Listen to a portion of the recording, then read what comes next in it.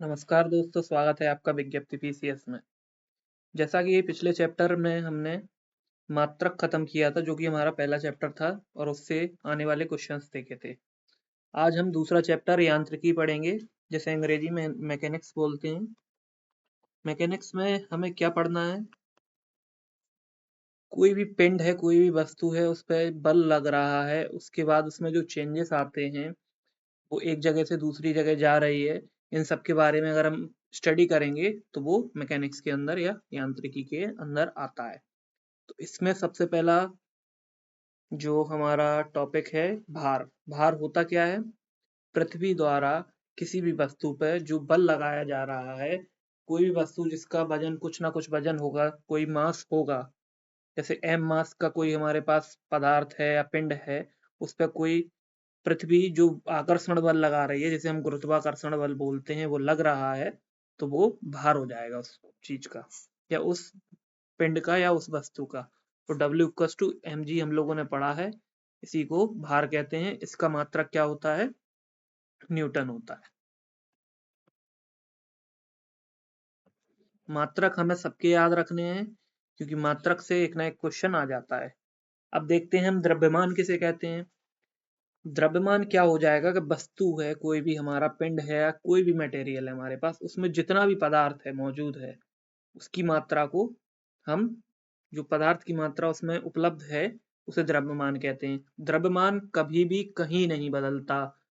पृथ्वी पर जैसे किसी का वजन 50 kg है और जी की वैल्यू पृथ्वी पर हम एक ले लेते हैं 10 मीटर पर सेकंड स्क्वायर है, ठीक है। तो ये ग्रेविटी के कारण मास इतना है हमारे पास, ग्रेविटी ये है, तो इसका भार क्या हो जाएगा? W=m×g करेंगे तो m होगा 50, g करेंगे 10, तो वो 500 किलो का 500 न्यूटन भार रहेगा उसका। यदि यही वस्तु जो 50 किलोग्राम की है चंद्रमा पर जाती है, जहां पर गुरुत्वाकर्षण की वैल्यू अर्थ के गुरुत्वाकर्षण से 1/10 होती है, तो वहां पर हमारा क्या हो जाएगा भार? 50 kg/10, तो वो 5 kg 5 न्यूटन हो जाएगा। ठीक है, तो ये चीज समझ आ गई होगी कि स्थान बदलेगा तो भार बदल जाएगा, लेकिन स्थान बदलेगा तो द्रव्यमान नहीं बदलता। द्रव्यमान हर जगह कांस्टेंट रहता है। अब देखते हैं दूरी क्या होता है। दूरी क्या होगा? कोई भी व्यक्ति या वस्तु है, उसके द्वारा चली गई कुल पथ की लंबाई दूरी होती है। दूरी अदिश राशि होती है। दूरी में क्योंकि हमें डायरेक्शन की जरूरत नहीं है, कोई भी पाथ होगा उसमें कोई भी डायरेक्शन की जरूरत नहीं है। कोई भी रास्ते, जैसे ए रास्ता है ये, इस ए रास्ते से हमें बी रास्ते तक, ए पॉइंट से हमें बी पॉइंट तक जाना है। तो एक रास्ता देखो, ये जो बना है सर्कुलर स्प्रिंग जिगजैग की तरह, एक ये रास्ता है। यहाँ से हम यहाँ जाएंगे तो एक रास्ता ये ए से बी तक टोटल जितनी दूरी लगेगी जो व्यक्ति या वस्तु यहाँ से यहाँ तक जाएगा, वो कुल पथ जो यहाँ से ये चला है इस तरह से, तो जो कुल वो चला है वो इसकी दूरी हो जाएगी। दूरी हमेशा पॉजिटिव होती है, दूरी कभी नेगेटिव नहीं होगी। अब आता है विस्थापन। अब विस्थापन भी दूरी ही होती है, लेकिन कौन सी दूरी होती है? शॉर्टेस्ट डिस्टेंस, जो मिनिमम दूरी होगी। मतलब इसमें हमें क्या है, पाथ अपना चूज करना पड़ेगा। जो सबसे छोटा पाथ होगा हम वो चूज करेंगे। अब देखो, एक पाथ ये जा रहा है, आप देख ही रहे हैं, दूसरा पाथ ये है, तो ये यहाँ से जाएंगे तो ये मैक्सिमम डिस्टेंस हमें कवर करना पड़ेगा। लेकिन देखो, यहाँ से ए से बी तक जाने में शॉर्टेस्ट डिस्टेंस है, तो ये इसका विस्थापन हो जाएगा। तो ये विस्थापन है, और ये कुल दूरी चली गई है मैक्सिमम, वो दूरी हो जाएगी। अब विस्थापन सदिश राशि है, क्योंकि इसमें हमने एक दिशा निश्चित कर दी है कि ए से बी तक जाना है और इसी पाथ से जाना है, तो ये हमारा हो जाएगा विस्थापन। अब विस्थापन पॉजिटिव भी होता है, नेगेटिव भी होता है और जीरो भी हो सकता है। डिपेंड करेगा पॉजिटिव कब होगा, नेगेटिव कब होगा और जीरो कब होगा।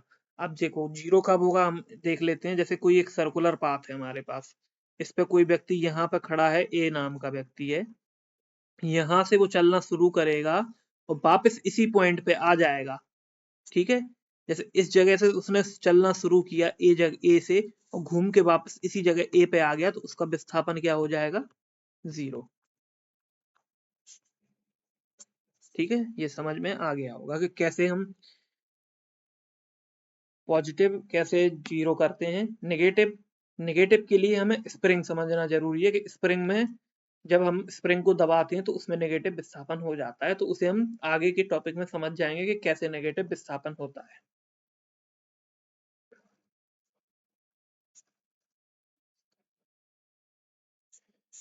अब देखो, विस्थापन को एक और क्वेश्चन समझ लेते हैं या कभी पूछ लिया जाए। जैसे एक सर्कुलर पाथ है, ये हमारा सर्कुलर पाथ है, इसमें ए पोजीशन पे कोई खड़ा है, वो ए पोजीशन से चल के बी पोजीशन इधर आ गया है और रुक गया है यहाँ के। तो इसमें पूछ सकते हैं कि दूरी क्या होगी और विस्थापन क्या होगा। देखो दूरी क्या होगी, ए से बी तक यहाँ से चला है और यहाँ बी पे आके रुक गया है। हमें पता है कि कोई भी वृत्त है, वृत्तीय पथ है ना, वृत्त की परिधि का फॉर्मूला हमने पढ़ा है। वृत्त की परिधि क्या होती है, परिधि होती है 2πr।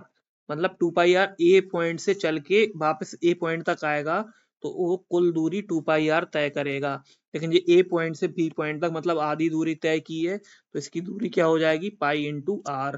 विस्थापन क्या हो जाएगा, ए पॉइंट से इस रास्ते से बी पॉइंट पे चला जाएगा तो इसका विस्थापन हो जाएगा, क्योंकि देखो ये केंद्र है, केंद्र से ये त्रिज्या होती है, हम लोगों को पता होगा, और ये त्रिज्या है तो इसका जीवा क्या होती है 2r या तो विस्थापन यह क्या क्या हो जाएगा, विस्थापन 2r। अब पढ़ते हैं नेक्स्ट टॉपिक, चाल। चाल किसे कहेंगे, एक निश्चित समय में या इकाई समय में तय की गई दूरी, तो वो हमारी चाल हो जाएगी। चाल क्या है, एक अदिश राशि है, इसका मात्रक क्या होता है, मीटर पर सेकंड। हम लोगों ने फॉर्मूला पढ़ा होगा, चाल बराबर क्या होता है, दूरी बटे समय। अब आपसे ये क्वेश्चन भी पूछा जा सकता है, हमें अगर छोटे मोटे न्यूमेरिकल आ जाते हैं हमारे एग्जाम में तो चाल पूछ लेगा आपसे कि चाल क्या है इसकी, अगर ये इतनी दूरी चला है इतने समय में, दूरी पूछ सकता है आपसे तो चाल दे रखी होगी, समय दे रखा होगा। समय पूछ सकता है तो चाल दे रखी होगी, दूरी दे रखी होगी, गुणा भाग करके हम इसे सिंपल सॉल्व कर सकते हैं। और इसमें एक विशेष ध्यान रखने वाली बात जरूरी ये है कि मात्रक किस में दिया है, मीटर प्रति सेकंड में दिया है, किलोमीटर में दिया है, ये चेक करना सबसे ज्यादा जरूरी है। अब वेग क्या होता है, वेग होता है इकाई समय में किया गया विस्थापन। कोई वस्तु एक यूनिट टाइम में एक प्लेस से दूसरी प्लेस तक जा रही है, यूनिट टाइम मतलब 1 सेकंड में, ठीक है, तो वो उसका विस्थापन हो जाएगा। विस्थापन क्या था, जो शॉर्टेस्ट डिस्टेंस या मिनिमम डिस्टेंस या shortest path cover by a person और ऑब्जेक्ट, तो इसका मात्रक भी मीटर पर सेकंड होता है। लेकिन जो वेग होता है वो सदिश राशि होती है।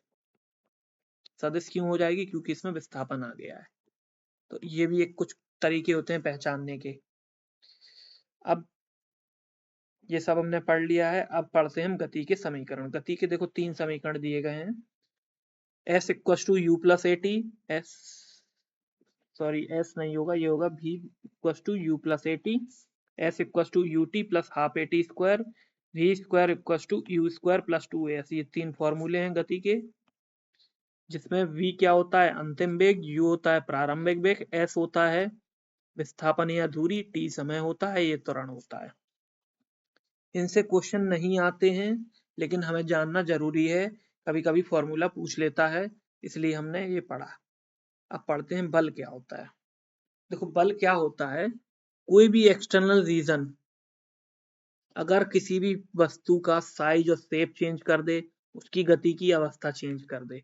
गति की अवस्था क्या होगी, यदि वस्तु रेस्ट में है, अगर रुकी है, ये वस्तु यहाँ पर रखी है और रुकी हुई है, जब तक इस पे बाहरी बल ना लगा दिया जाए तब तक ये अपनी जगह से मूव नहीं करेगी, ठीक है। और अगर कोई वस्तु मूव कर रही है और जब तक उस पर बाहरी बल लगा के ना रोक दिया जाए, कोई फोर्स लगा के, वो नहीं रुकेगी, ठीक है।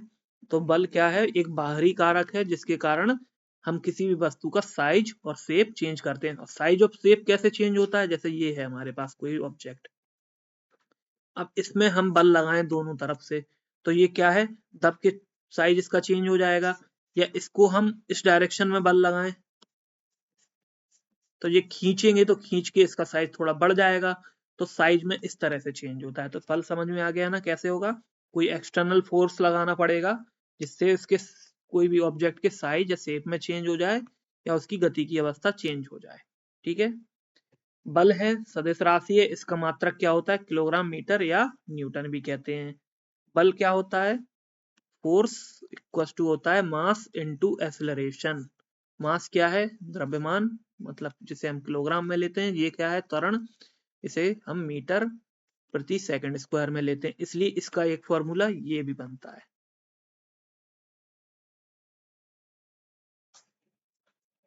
मीटर प्रति सेकंड स्क्वायर। ठीक है, ये हो गया बल। अब आते हैं हम न्यूटन के गति के नियम पढ़ते हैं। तो न्यूटन ने गति के 3 नियम दिए हैं, सन 1687 में उन्होंने दिए थे। अपनी किताब प्रिंसिपिया नाम की एक उन्होंने किताब लिखी थी, उसमें न्यूटन ने गति के 3 नियम दिए थे। गति के 3 नियम में पहला नियम क्या है, चलो पहला नियम पढ़ते हैं। गति का प्रथम नियम है, जड़त्व का नियम भी बोलते हैं। जड़त्व से आप क्या समझते हैं, सबसे पहले जानना ये जरूरी है। जड़त्व मतलब, इसे इस तरीके से ले लीजिए, जड़, यदि जैसे कोई व्यक्ति मूर्ख होता है, जड़ व्यक्ति कहते हैं, जड़ बुद्धि है ये, तो उसका मतलब ये होता है कि उससे अपनी जिस पोजीशन में वो बैठा है उसी में जो कर रहा है वो उसे वो पसंद होता है, कि जड़ बुद्धि है। वो अपने ही मतलब उसकी मनोदशा इस तरह हो जाती है कि मैं जो कर रहा हूं मैं वही करूंगा, इसके अलावा मुझे कुछ और नहीं करना, जब तक कोई आके मुझे ना करवा दे। सीधी बात ये है इसमें, मतलब कि जड़ से है कि रुका हुआ या घूम रहा है तो घूमता हुआ, जिस कंडीशन में उसी कंडीशन में रहना पसंद करता है, इसलिए इसे जड़त्व का नियम भी कहते हैं। मतलब इसका क्या है कि वस्तु की गति में बदलाव का विरोध करता है। वस्तु अगर गति में है तो उसे रोकने का काम करेगा, अगर रुकी हुई है तो उसे घुमाने का काम करेगा या चलायमान करने का काम करेगा। तो गति का प्रथम नियम यही है। अब देखो कैसे, इसका एक एग्जाम्पल हम समझते हैं। जैसे हम गाड़ी में बैठते हैं, एकदम से स्पीड से गाड़ी स्टार्ट हो जाती है तो हमें झटका लगता है ना, तो झटका लगता है तो हम पीछे की तरफ चले जाते हैं, और एकदम गाड़ी तेज चल रही है गाड़ी, या ट्रेन में बैठते हैं, हम कार में बैठते हैं, एकदम से कोई आ जाता है गाड़ी के सामने तो ब्रेक लगाने पे एकदम से हम आगे की तरफ झुक जाते हैं। तो ये इसके एग्जाम्पल होते हैं। हम जिस पोजीशन में है उसी पोजीशन में रहना पसंद करते हैं, यही जड़त्व का नियम है। तो गति का प्रथम नियम को जड़त्व का नियम कहते हैं। ये एक क्वेश्चन इसी तरह से क्वेश्चन पूछा जाता है कि गति के प्रथम नियम को क्या कहते हैं, तो जड़त्व का नियम कहते हैं। अब पढ़ते हैं गति का द्वितीय नियम। गति के द्वितीय नियम जो है वो संवेग परिवर्तन की दर पर निर्भर करता है, या इसे संवेग संरक्षण का नियम भी बोलते हैं। इसमें मैं लिख देता हूं, संवेग संरक्षण का नियम कहते हैं इसे। अगर क्वेश्चन आता है कि संवेग संरक्षण का नियम न्यूटन की कौन से नियम है, तो गति का दूसरा नियम संवेग संरक्षण का नियम है। इसी से जो हमारा बल का फॉर्मूला हम जो लिखते हैं F equal to m a, वो इसी से आया है। अब ए एम ए आता कहां से, ए क्या होता है, त्वरण। त्वरण क्या होता है, वेग परिवर्तन की दर, जो कि हमने पिछली क्लास में पढ़ा है। तो वेग परिवर्तन कैसे हो रहा है, v minus you upon T.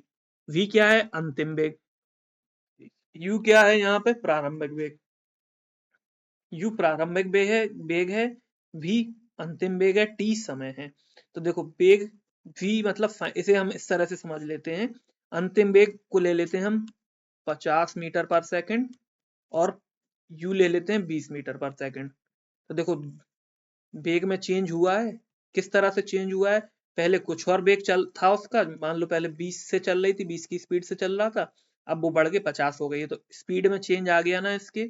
तो यही इसके में चेंज हो रहा है समय के साथ, तो वो त्वरण होता है।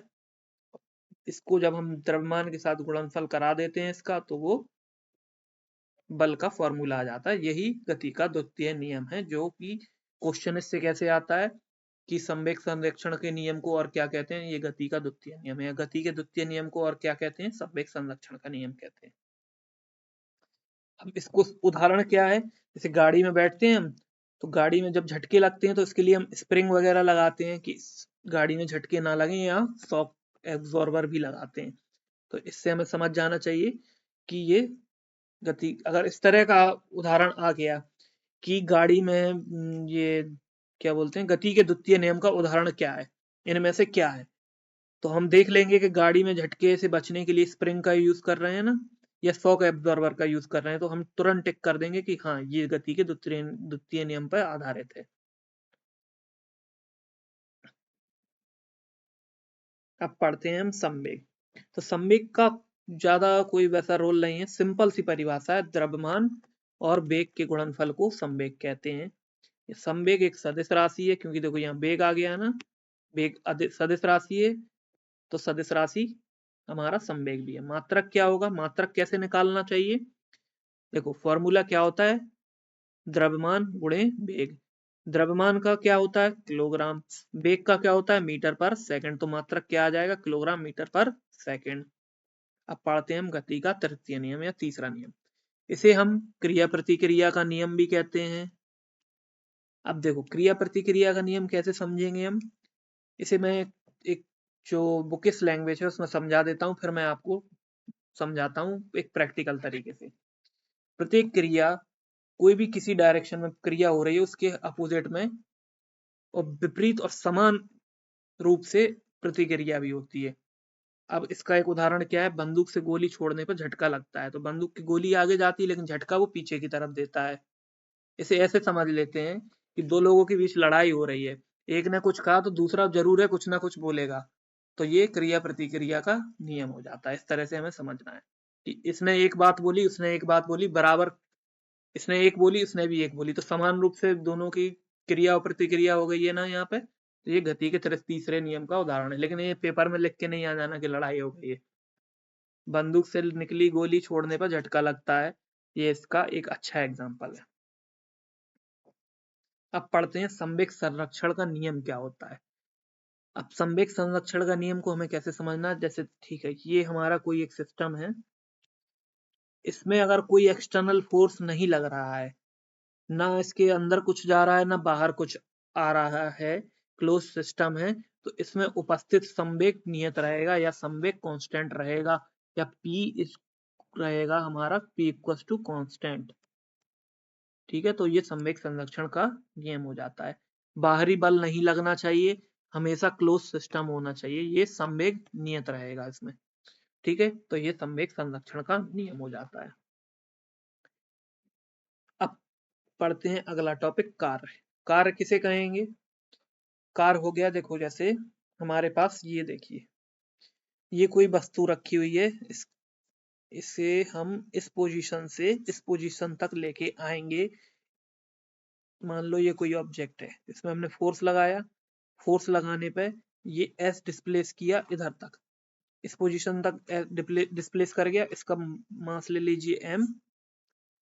एम मास की कोई हमारे पास पिंड या वस्तु है, इस पे फोर्स लगाने पे इस जगह से ये इस जगह तक आ गया है, मतलब फोर्स लगाने पे डिस्प्लेसमेंट हुआ है, तो वो कार्य कहलाता है। कार्य का मात्रक क्या होता है, जूल या न्यूटन इंटू मीटर। तो इसकी सिंपल सा एक फॉर्मूला बन जाता है, W equal to f into s, बल लगाने पे हुए विस्थापन को कार्य कहते हैं, सिंपल। ठीक है, अब एफ एस कॉस थीटा भी एक फॉर्मूला आता है। अब देखो ये वस्तु जो रखी थी अभी हमारे हॉरिजॉन्टल प्लेन पे रखी थी इस तरह से, तो वस्तु और इस प्लेन जो हमारे जिस पे ये चल रहा है, ये दोनों के बीच एंगल अभी बन रहा है 0 डिग्री, इस वस्तु और इसके बीच 0 डिग्री का एंगल है। ठीक है, तो cos 0 की वैल्यू क्या होती है, 1। W इक्वल टू क्या हो जाएगा, F इंटू एस। अब अगर क्वेश्चन आ गया इस तरह से कि वस्तु और जो प्लेन है हमारा, जिस प्लेन पे हम रख रहे हैं, इन दोनों के बीच 90 डिग्री का एंगल बन जाए, यानी कि जो ये हमारा प्लेन है और जो ये वस्तु है इस तरह से इस डायरेक्शन में कार्य कर जा रही है, और इस दोनों के बीच 90 डिग्री का एंगल बन जाए, तो cos 90 की वैल्यू होती है 0।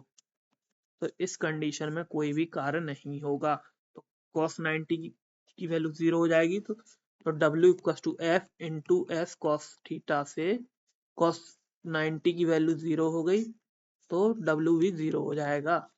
तो इससे हमें क्या समझ में आएगा कि क्षैतिज दिशा में जब प्लेन जिस पे हमारी वस्तु रखी हुई है और वस्तु और प्लेन के बीच अगर एंगल 0 बनना है तो वर्क मैक्सिमम मिलेगा। और 90 डिग्री को क्या कहते हैं, लंबवत रखी है इस तरह से, इस तरह की वस्तु इस डायरेक्शन में जा रही है, प्लेन हमारा इस डायरेक्शन में 90 डिग्री का अगर एंगल बन रहा है तो इस डायरेक्शन में हम कहेंगे कोई भी वर्क नहीं होगा।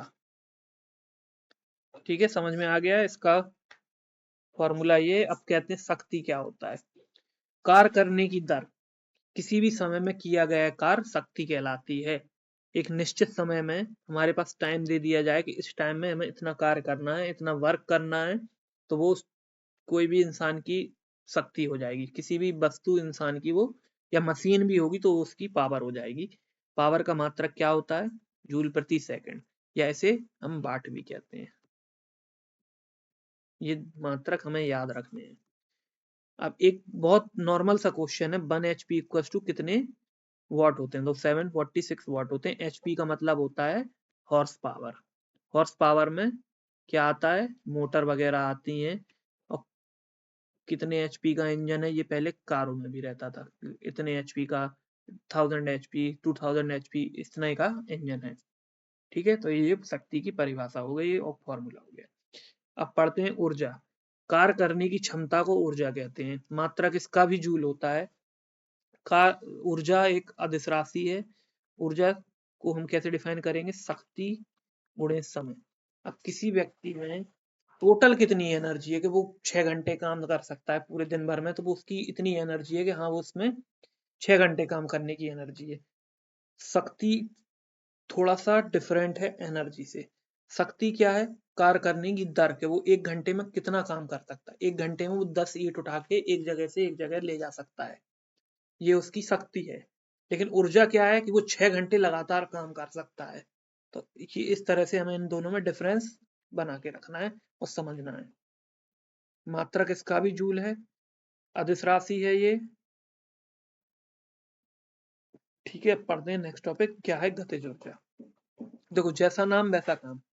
तो गति आ गया ना, गति से सीधा समझ जाएंगे कि गति के कारण प्राप्त ऊर्जा को हम गतिज ऊर्जा कहते हैं। इसका फॉर्मूला क्या होता है, half m b square. M यहाँ पे द्रव्यमान होता है, वी यहाँ पे वेग होता है। तो देखो काइनेटिक एनर्जी मेनली दो चीजों पे डिपेंड करती है, सीधा यहाँ निकल के आता है। काइनेटिक एनर्जी मास और काइनेटिक एनर्जी हमारे वेलोसिटी पे डिपेंड करेगी। जो बढ़ेगा, हमारी अगर वेलोसिटी बढ़ती है, जितनी ज्यादा वेलोसिटी है, जितनी स्पीड से वो जा रही होगी वस्तु, उतनी ज्यादा उसकी काइनेटिक एनर्जी होगी। इसी तरह उसमें जितना ज्यादा मास होगा उतनी ज्यादा काइनेटिक एनर्जी होगी। ठीक है, तो ये दो चीजों पे डिपेंड करती है। अब आते हैं स्थितिज ऊर्जा। स्थिति के कारण प्राप्त ऊर्जा को हम स्थितिज ऊर्जा कहते हैं। स्थिति, स्थिति मतलब आ गया ना, देखो स्थिति। अब देखो कोई वस्तु जैसे इस जगह पे अभी रखी हुई है, ये हमारा प्लेन है, इस पे रखी हुई है, इसकी स्थितिज ऊर्जा कुछ नहीं होगी क्योंकि ये यहीं रखी। लेकिन अब इसकी स्थिति हम यहाँ से बदल के ऊपर की तरफ ले जाएं, हमने कोई बॉल ली और उसे जाके किसी ऊपर हाइट पर रख दी, या हमने अपने हाथ में भी उठा ली, तो देखो एक ये h हाइट आ जाएगी ना इसमें, इसका वजन m होगा। m मास की वस्तु है, ग्रेविटी से नीचे खींचने की कोशिश करेगी। ठीक है, तो m और h हाइट आ गई, हमने स्थिति इसकी बदल दी है ना, यहाँ इस स्थिति से इस स्थिति पर ले आए तो इसके अंदर एक स्थितिज ऊर्जा आ जाएगी। स्थितिज ऊर्जा का बहुत बेहतरीन एक एग्जाम्पल है, एग्जाम्पल मैं बता देता हूँ। बांध, बांध द्वारा जो जल रोका जाता है ना, तो उसके अंदर स्थितिज ऊर्जा आ जाती है, एक स्थितिज ऊर्जा आ जाती है। क्योंकि देखो जल है, बांध बनते हैं हमेशा, देखना कभी कभी भी देखोगे इस तरह से बनते हैं पहाड़ों पे, तो जल को इतनी हाइट पे पहले ही ले गए हम, इतनी हाइट से वो गिरता है, तो इस हाइट के कारण यहाँ जो जल में ऊर्जा आ जाएगी वो स्थितिज ऊर्जा आ जाएगी। और जब वो जल गिरेगा, किसी वेलोसिटी से नीचे गिरेगा, तो उसके अंदर गतिज ऊर्जा आ जाएगी। ये इसका एग्जाम्पल है। गतिज ऊर्जा का एग्जाम्पल क्या है, बंदूक से गोली छोड़ोगे, बंदूक से गोली छोड़ोगे जब, तो गोली का कुछ मास होगा, मान लीजिए 10 ग्राम की कोई गोली है, वो जब फायर की गई है तो उसकी 500 मीटर पर सेकंड से चल रही है। तो देखो स्पीड आ गई ना, मास है, दोनों चीज हैं। जब ये दो चीज हमें मिल रही हैं तो हम तुरंत समझ जाएंगे कि गतिज ऊर्जा है। तो बंदूक से छोड़ी गई गोली गतिज ऊर्जा का एग्जाम्पल है। स्थितिज ऊर्जा का एग्जाम्पल हो गया बांध द्वारा रोका गया जल, स्थिति के कारण ये हो जाती है। इनसे क्वेश्चन कैसे बनते हैं, एग्जाम में किस तरह से क्वेश्चन आते हैं, अगर न्यूमेरिकल भी आता है किस तरह से सिंपल न्यूमेरिकल आता है, ये हम देख लेते हैं। ठीक है, अब देखो क्वेश्चन क्या है, दो समान द्रव्यमान की वस्तु की गतिज ऊर्जा का अनुपात 4:9 है, तो उसके वेग का अनुपात बताना है। अब दो समान द्रव्यमान, द्रव्यमान क्या है, द्रव्यमान पहली वस्तु का m1 दूसरी वस्तु का m2 दोनों एक है, यानी कि द्रव्यमान सेम हो गया है। पहले की गतिज ऊर्जा क्या है, ले लेते हैं काइनेटिक एनर्जी ऑफ पहले की क्या है 4, दूसरे की क्या है 9। तो देखो 4/9 इस तरह से दिया गया है। इनका काइनेटिक एनर्जी का फॉर्मूला हमने अभी पढ़ा है थोड़ी देर पहले, half mv1 square upon half mv2 square.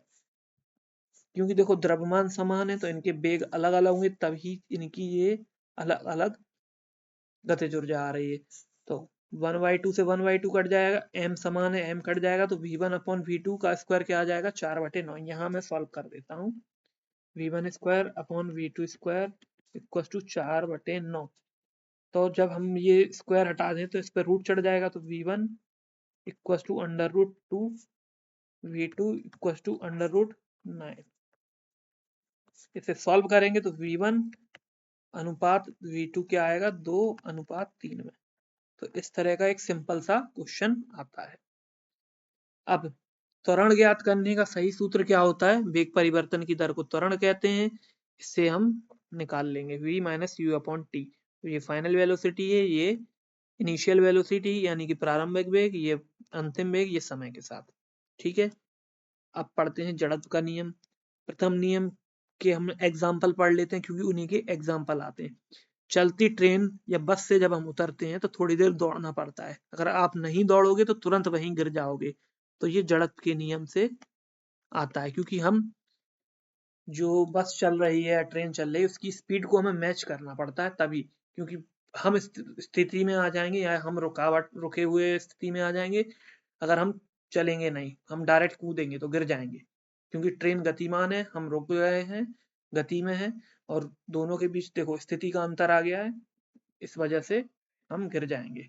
ठीक है, तो ये प्रथम नियम का एक एग्जाम्पल है। पेड़ की शाखाओं को जोर से हिलाते हैं तो उसके लगे फल पत्ते भी टूट के गिर जाते हैं।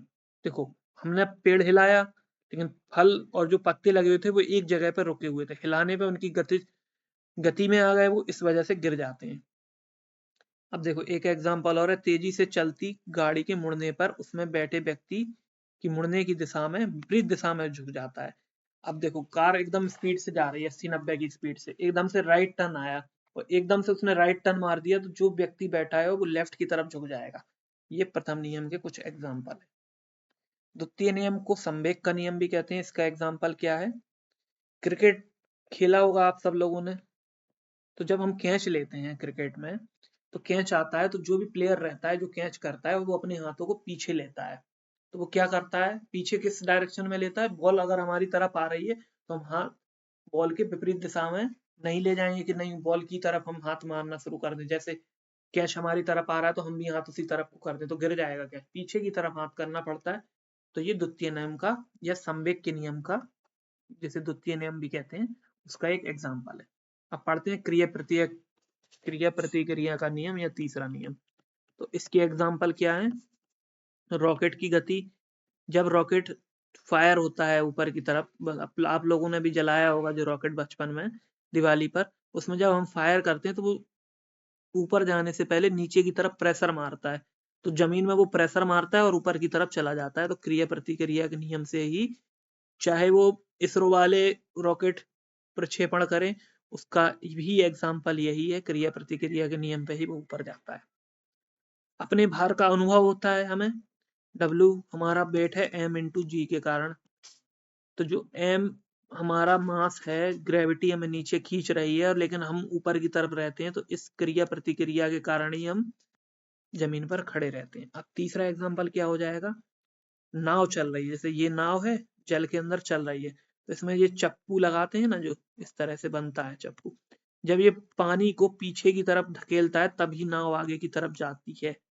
पानी को, पानी की दिशा को ये पीछे करेगा, नाव इस दिशा में जाएगी। तो जितना ये इक्वल मात्रा में इधर लगाएगा फोर्स पानी के पीछे की तरफ, नाव भी उतने ही इक्वल मात्रा में आगे की तरफ जाएगी। तो ये इसके एग्जाम्पल हैं। इस तरह से इसमें क्वेश्चन आते हैं इस टॉपिक से। तो आज का ये टॉपिक आपका खत्म हुआ। ठीक है, धन्यवाद।